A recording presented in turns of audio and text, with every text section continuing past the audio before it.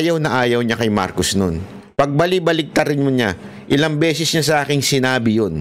Ayaw niya, ilang beses pumunta sa Malacanang itong mag-asawa na si Marcos at saka si Lisa, humihingi ng posisyon, ayaw niya, hindi niya binigyan kasi nga, sinabi niya na rin sa speech niya yan, ayaw na doon dahil bangag.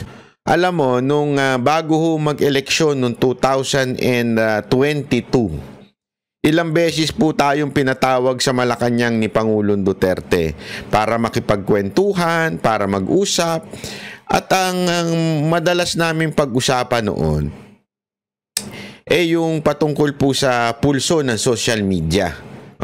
Tinatanong niya lang po ako. Siguro, hindi lang ako, naniniwala naman po ako na hindi lang ako po yung kanya kinakausap. Meron din po siyang ibang kinakausap. Ang maganda po kasi sa ating Pangulong Duterte, open siya sa mga ordinaryong Pilipinong tulad natin.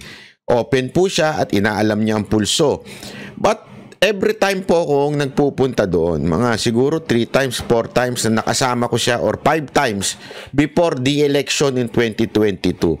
Paulit-ulit kong sinasabi yan at tinatanong kay Pangulong Duterte. Makulit na ako kung makulit pero talagang, alam mo naman ako pag ako po ay sumuporta, todo talaga. Sagad talaga ang suporta ko. Kaya tinanong ko nun si Pangulong Duterte paulit-ulit, Mr. President, sino ba talagang susuportahan mo ngayong 2022? Siyempre, ako bilang iyong kawal, bilang iyong supporter, susundin kong sasabihin mo kasi hindi ko alam ang lahat ng galawan ng mga politiko. Mas kilala nyo ang mga politiko, mas kilala nyo ang karakas ng mga politiko. Dalawang bagay ang natanto ko noong time na yon. Una, ayaw niya kay Marcos nun. Pagbali-baligtarin mo niya, ilang beses niya sa aking sinabi yun. Ayaw niya, ilang beses pumunta sa Malacanang itong mag-asawa na si Marcos at saka si Lisa, humihingi ng posisyon, ayaw niya, hindi niya binigyan kasi nga, sinabi niya na rin sa speech niya yan, ayaw na doon dahil bangag. Ayaw niya. Yun ang sinasabi niya. At in private, binanggit niya na po sa akin niya ilang beses. Bago pa po niya sabihin ang pangalan ni Marcos bilang bangag, ilang beses niya na sinabi sa harapan ko yan. At ganito pa nga yung magsalita lagi, tanong mo dito sa mga PSG ko, alam nila, bangag yan. Paano nila susuportahan yan? Ganun talaga. Tapos yung mga PSG, natatawa na lang Kasi nga, alam mo nila. So sabi ko nga, ayaw talaga ni Pangulong Duterte. Kasi sabi ko sa kanya, Mr. President, sabihin mo lang. Susuportahan ko yan. Sabihin mo sa akin na matinong tao yan at gusto mong maging Pangulo yan. Paulit-ulit niya sinasabi, ayaw niya yan. Mahinang nila lang yan at saka sablay talaga yan. At yung bangag, paulit-ulit niya sa akin sinasabi yan. Tapos, ang tinanong ko, paano na yan, Mr. President? Wala tayong mapili. Sino ba ang susuportahan ko?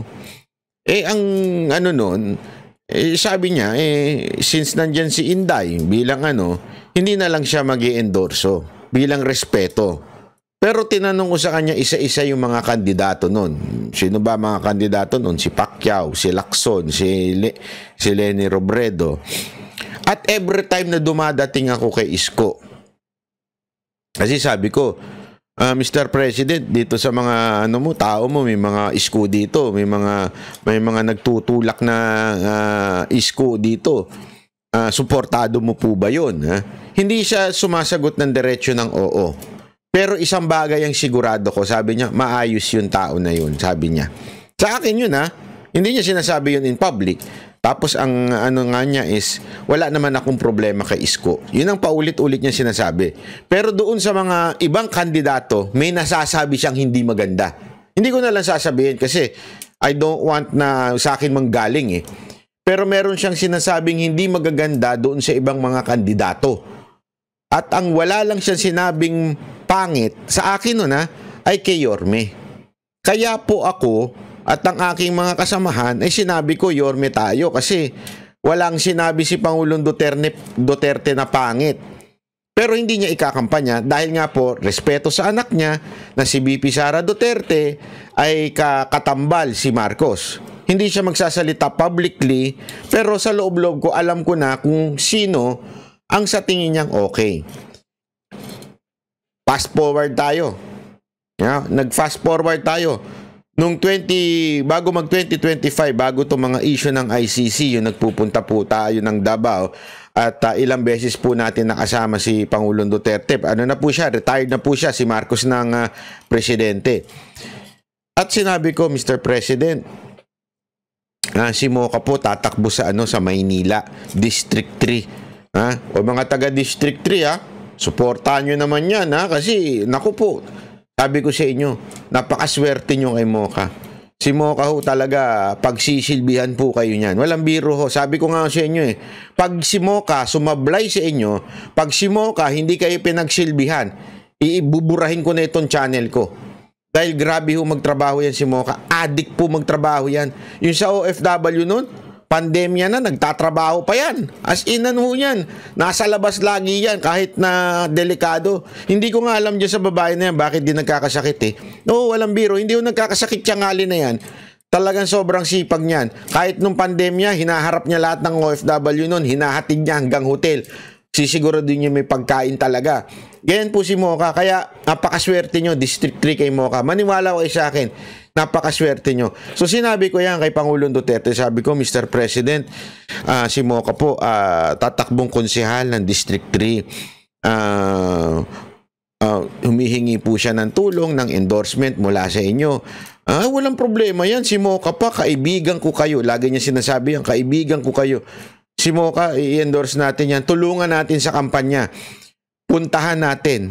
Ako mismo magsasalita. Sabi niya po ito. Ako po mismo magsasalita at ikakampanya ko si Mocha.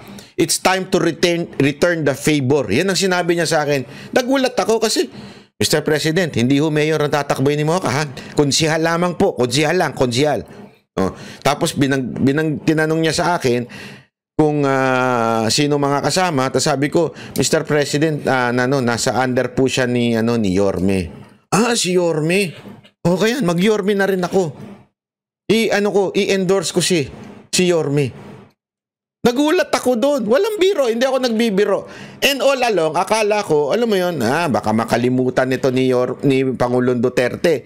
It was I think during the siege ng KOJC yun So, yun yung time na yun. Tapos, nung bago po makulong si bago po kidnapin si PRRD, bago po siya kidnapin, yung mga tao niya, yung nag-handle ng schedule niya, kinontak na ako. Pinapakontak ka ni Sir kasi tinatanong niya kailan ba yung sortie ni Yorme tsaka yung kay Mocha kasi pupunta siya sa Maynila. Alam mo yung the day na kung saan simula ng local campaign, naka-schedule na si Pangulong Duterte. Nag-usap na kami. Ako, yung team niya, si Yorme, yung tao ni Yorme, nag-usap na, nag-meeting na, nakaset na. Pupunta si Pangulong Duterte sa Tondo. At ikakampanya niya si Yorme at ikakampanya niya si Mocha. Nakaset na po yun. As in, ready na. That was before yung Hong Kong namin. Tapos, nung okay na, nakaset na yun ayos na lahat. Ito pa nga ang para lang alam ninyo, pinapupunta ni Pangulong Duterte yung mga congressman ng District 2, District 3 at saka yung distrito na kung saan si Abante. Yung mga congressman na kaalyado ni Yorme, pinapupunta sa Davao at itataas ang kamay at magpipicture. Ikakampanya niya. So pupunta talaga si Pangulong Duterte, ikakampanya yung mga congressman na yan, kinakampanya ngayon ni VP Sara Duterte kasama si Yorme. Yun dapat ang plano. Nung nasa Hong Kong na kami, actually, nga ni Pangulong Duterte yan, kaya lang, parang ang doon is kung hindi siya makulong,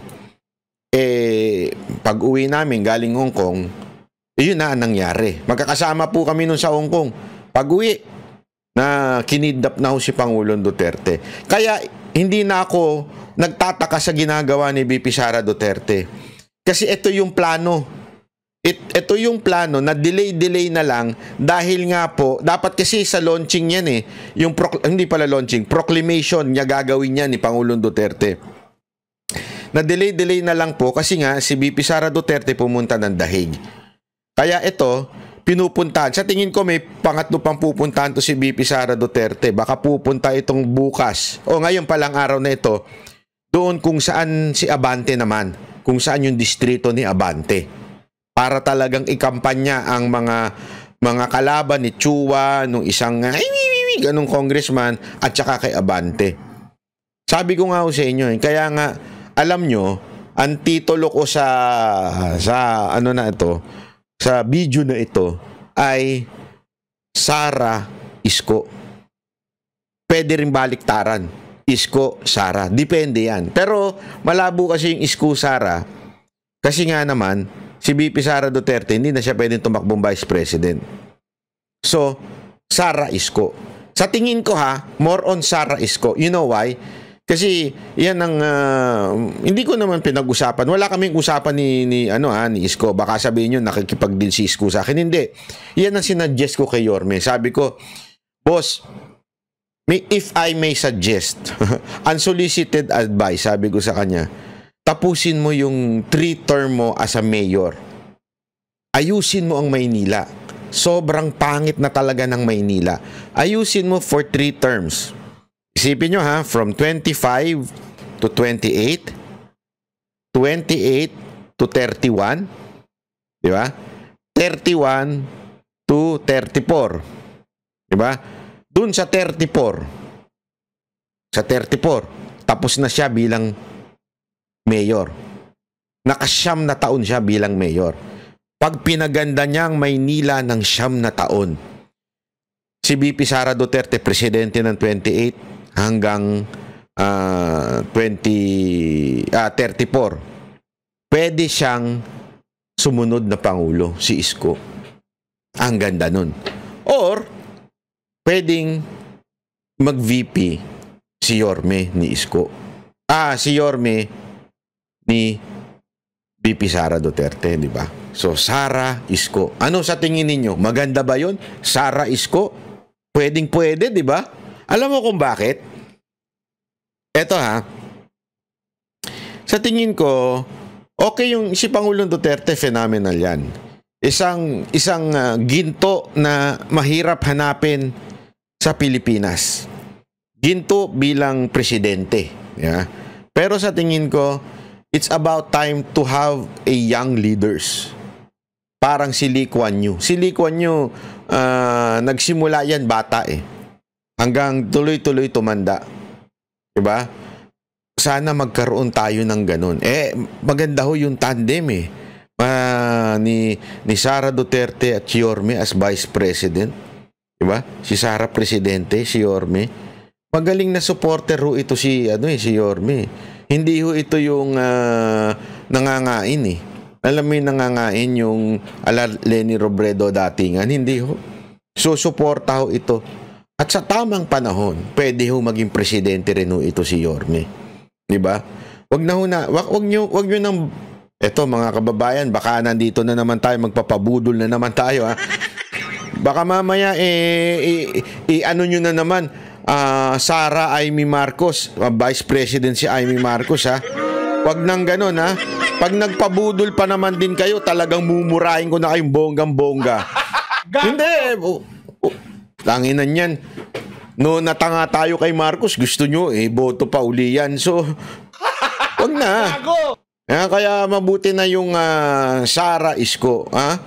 Bahala kayo. Kung gusto niyo Sara Amy, bahala kayo sa ano ninyo. Basta, pero sa akin, ano mas gusto nyo? Ilagay nyo dyan. I-comment ninyo, Sara Isko o Sara Amy. Bahala kayo sa buhay nyo. Basta ako, Sara Isko yan. Maganda yan. Okay, tuloy natin.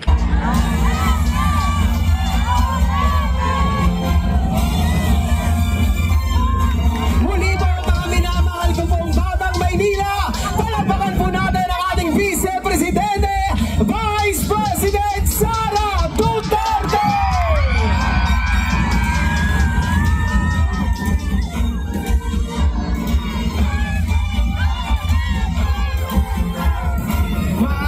Tayong muling magsiupo, mga minamahal ko pong Batang Maynila. Muli po, palakpakan po natin Vice President Sara Duterte! Paulit-ulit ka, ha? Pabayaan mo na sumigaw ang tao. Ha? Pabayaan mo na.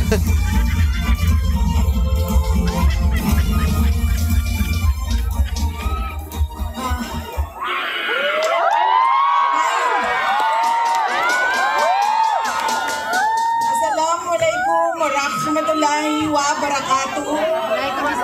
Kadayaw mayong gabi kaninyong tanan. Magandang gabi sa inyong lahat. Kinsay kasabot dinhi. Dili kasabot. Dili. Wag na yan. Wag muna. Dili kasabot ba? Unahin ko po muna ang aking mga pagpapasalamat. Una po, ang pagpapasalamat natin sa ating pinakamamahal na mayor ng siyudad ng Maynila, Isko Moreno Dumagoso.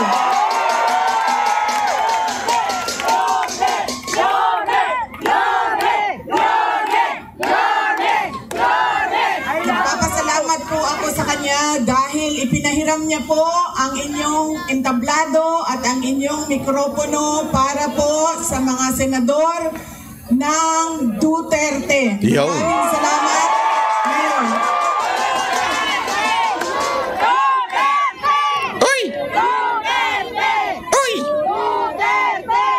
Ang sunod na pagpapasalamat ko ay sa inyong lahat, mga kababayan namin dito sa Maynila. Maraming salamat sa oras ninyo at sa pagkakataon na ibinigay ninyo sa akin at sa amin ngayong gabi na ito. Maraming salamat. I love you! Madami sa inyo ang wala pa na ni hapon, hindi pa na naghapunan. Marami sa inyo ang hindi pa naghapunan, hindi pa nakaluto, at kanina pa dito, mainit, pero nandito kayo para sa amin at para sa bayan. Maraming salamat sa inyong lahat.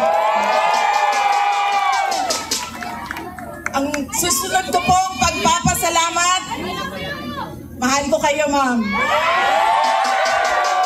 Mahalin din natin patuloy ang ating mahal na inang bayan, ang Pilipinas. I love you, Sarah!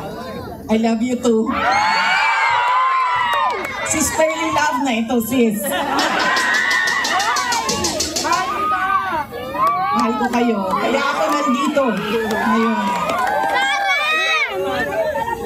Ang susunod po na pagpapasalamat ay mula po sa pamilya namin. Papasalamat po kami sa pagmamahal at suporta na ipinapakita nyo kay dating Pangulong Rodrigo Duterte. Maraming salamat po.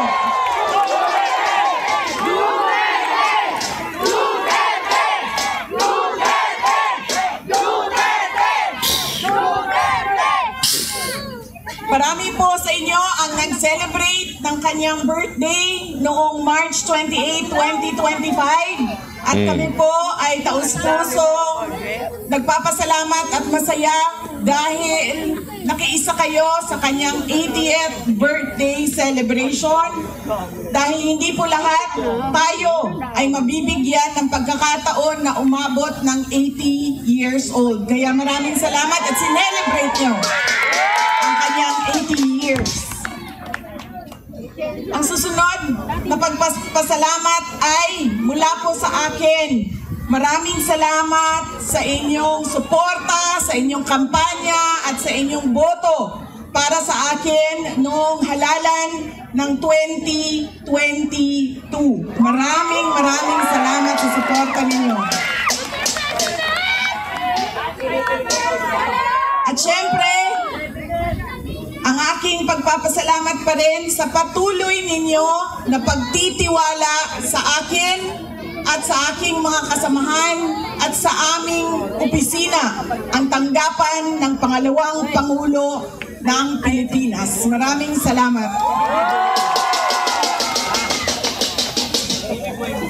Ang amin pong pamilya ay merong malaking utang na loob sa inyong lahat, mga kababayan namin, sa pagkakataon na inyong ibinibigay sa amin na makapaglingkod sa ating bayan. Dako kayo ang amo ang utang nga kabubuton kaninyong tanan mga kaigsuunan namo.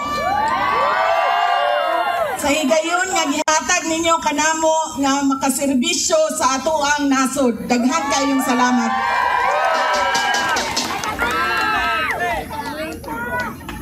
Ang susunod po ay mga kampanya po ako sa inyong lahat sa dalawa. Tanggalin ko lang po yung seal ng aking opisina. Palitan natin ng seal ng Office of the President. Yung!